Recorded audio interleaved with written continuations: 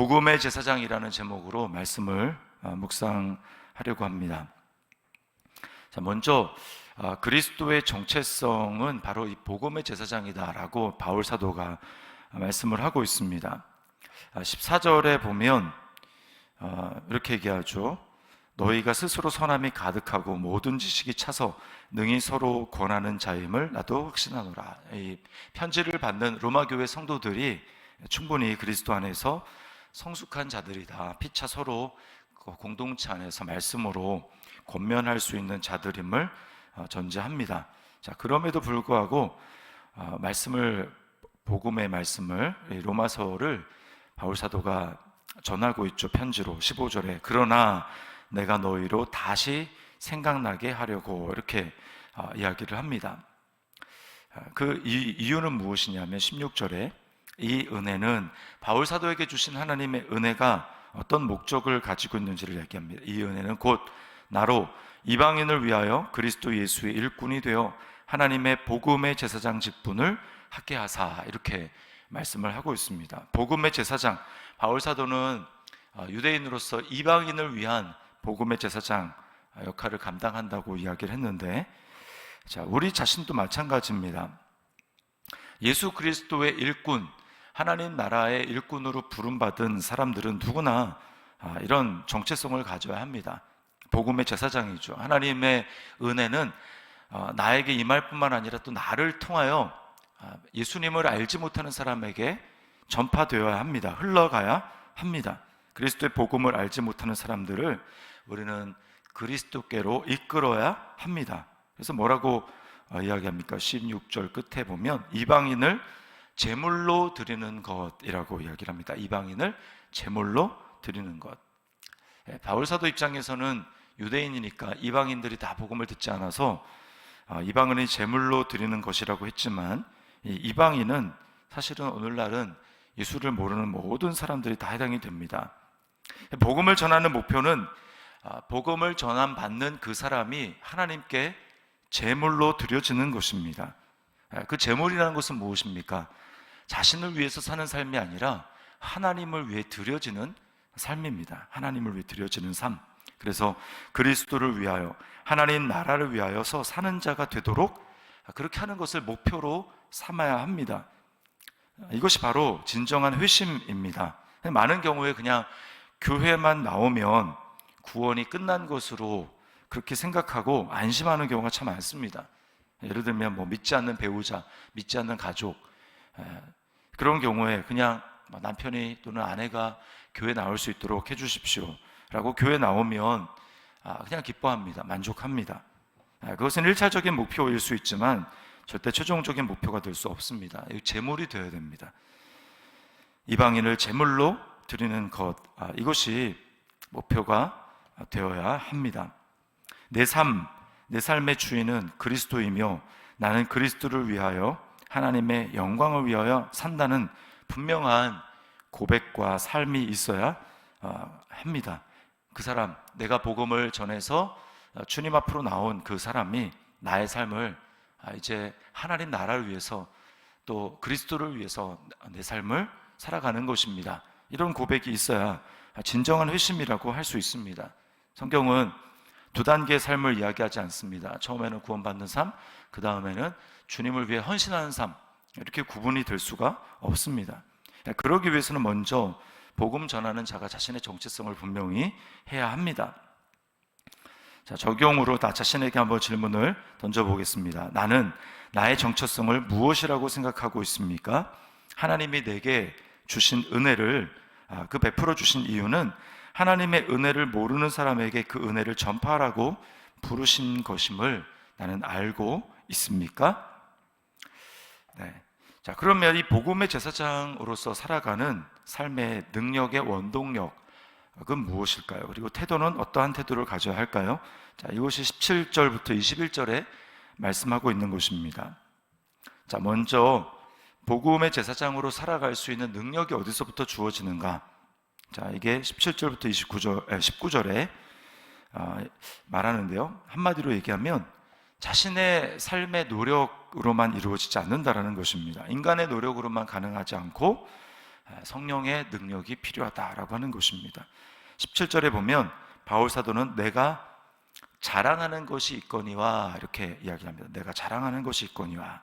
자, 그 자랑이 뭘까요?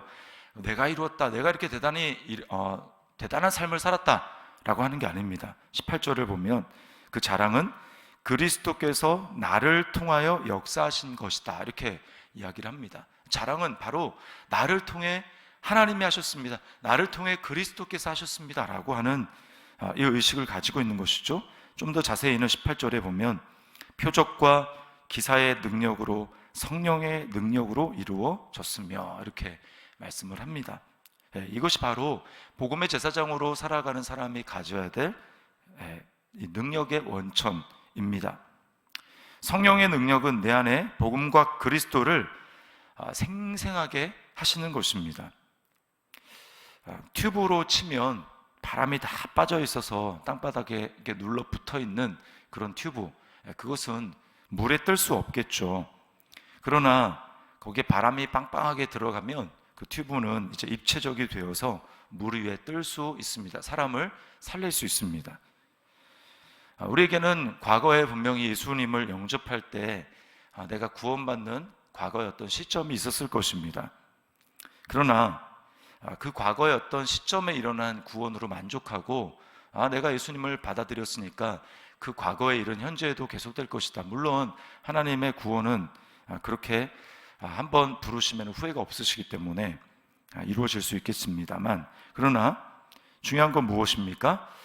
많은 사람들이 이 바람이 빠진 튜브처럼 살아가는 경우가 참 많다라는 것입니다. 성령께서 하시는 일은 과거에 내게 일어난 그 일이 지금도 연속선 상에서 이루어지도록, 계속해서 지속되도록 하시는 역사입니다. 그렇지 않으면 나를 통해 하나님의 은혜가 흘러가는 것이 아니라 과거에 있었던 일, 나에게 이런 일이 있었다, 뭔가 과거에 있었던 무용담을 들려주는 것처럼 예수 믿었던 과거의 사건을 이야기할 수 있는 가능성이 참 많습니다. 그렇게 할 때는 마치 그 사람의 대단함이 드러나는 것처럼 될 것입니다. 신앙의 무용담처럼 되어버리고 마치 지금은 그렇지 않은 것처럼 그런 씁쓸함이 남아있을 수 있습니다. 그래서 우리가 날마다 말씀과 기도를 통해서 그리스도 안에서 하나님의 은혜를 누려야 하는 이유가 여기 있는 것입니다. 성령님의 역사가 지금 오늘 새로운 은혜로 나에게 더해져야 되고 부어져야 하는 것입니다. 이것이 바로 복음의 제사장의 사명을 계속해서 감당할 수 있는 능력이 되는 것입니다. 과거의 한 사건으로 끝나는 것이 아니라 오늘도 나에게는 성령의 능력이 함께 하십니다. 오늘도 나에게는 성령의 능력으로 하나님의 역사가, 하나님의 나라가 내게 지금 생생합니다. 손으로 잡힐 듯 합니다. 이런 은혜가 우리에게 날마다 새롭게 부어져야 하고 또 그 은혜를 갈망해야 하는 것입니다. 자, 그렇게 해서 그렇게 할 때 우리는 하나님이 두신 시간과 기회를 주셨을 때 나를 통해서 하나님의 은혜를 증거할 수 있게 하시는 것이죠. 자, 그럴 때 우리가 주의해야 될 태도가 있는데요, 그것은 바로 복음의 소식을 받지 못한 사람들에게 전해야 한다라는 것입니다. 20절 말씀에 보면 또 내가 그리스도의 이름을 부르는 곳에는 복음을 전하지 않기를 힘썼노니.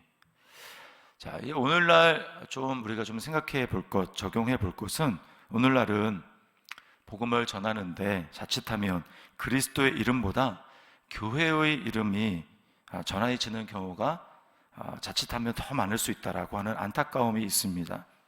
예전에 아파트 입주하는 그 현장을 가보면 한 4-5교회 교회가 가서 이 교회에서는 쓰레기 봉투 주고 저 교회에서는 수세미 등을 주면서 교회를 홍보하는데 그런 모습을 보면서 이게 참 이렇게 하는 게 맞나라는 생각을 하게 된 적이 있습니다.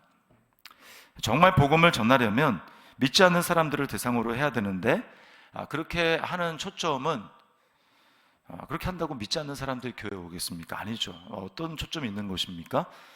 이제 교회를 다니던 사람이 이사를 온 경우에 이제 교회로 이끌려고 그렇게 하는 것이죠. 물론 교회가 여러 곳 있지만 교회를 알리고 이제 여기 교회가 있다, 가까운 곳에 교회가 있다라고 하는 것을 알리려는 그런 것도 좀 필요하겠지만 과연 그게 전도의 전부인가라고 하는 것은 우리가 생각을 해봐야 하는 것입니다. 과연 이것을 통해서 예수 믿지 않는, 예수님을 모르는, 하나님을 모르는 사람들에게 복음이 전해지고 있는가? 교회는 또 성도 각 개인은 그런 삶을 위해서 정말 애쓰고 기도하며 노력하고 있는가? 라고 하는 것을 우리는 정말 기억하면서 하나님 앞에 사명을 감당해야 될 필요가 있다는 것입니다. 우리의 관심과 노력을 주변에 복음을 몰라서 오해하고 그리스도를 누리지 못하는 사람을 위해서 헌신해야 됩니다. 그러려면 성도 각자가 이러한 복음의 정체성을 가지고 구체적으로 이름을 불러가며 기도하며 내 주변의 관계 속에서 내가 어떻게 복음을 전할 수 있는 기회를 얻어서 하나님이 허락하시는 때에 정말 복음을 전하고 그에게 예수님에 대해서, 예수님을 안에 살아가는 이 땅의 하나님 나라를 누리는 삶을 증거할 것인가? 우리는 구체적인 이름을 불러가면서 하나님 앞에 기도하고 전해야 될 것입니다. 자녀도 마찬가지고요. 정말 이 땅에서 하나님 나라의 삶을 살아가고 있는가, 하나님을 누리며 살아가고 있는가라고 하는 것입니다. 우리가 이렇게 살아갈, 이러한 복음의 정체성을 가지고 살아가야 될 이유는 먼저 본인 자체가 복음이시고 생명의 떡으로 나를 위해 오셔서 나 자신을 하나님께 산 제물이 되게 하신 그리스도 때문입니다. 그리스도가 복음 자체요, 복음의 제사장으로 이 땅 가운데 사셨기 때문에 그 그리스도가 내 안에 살아계신다면 나 또한 그런 삶을 살아가야 하는 것입니다. 적용해 보겠습니다. 복음의 제사장으로 살기 위해 나는 매일 말씀과 기도로 성령의 능력을 구하는 삶을 살고 있습니까? 또 복음을 모르거나 복음을 오해하고 있는 사람들에게 복음을 전하기 위해서 애쓰고 있습니까? 내가 전해야 될, 복음을 전해야 될 사람은 누구이겠습니까? 누구의 이름을 불러서 우리가 하나님 앞에 오늘 기도하며 주님이 주시는 기회를 엿보아야 하겠습니까?